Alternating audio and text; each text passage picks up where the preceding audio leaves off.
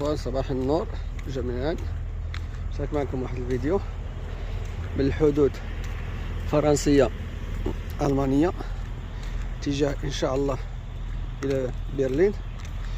اللي بغينا الاستراحه ديال المغرب اللي يكونوا بحال هكا، هذا غير باركين سوفاج اللي هو صغير، واللي هو كما تلاحظوا اللي هو نطي بزاف ما كاينش الوسخ، حتى النظام. انتم لاحظوا معايا، هاد راه في الخلا، غادي نمشي دابا بحال دايرين هنايا لي مرحاض الشيافر.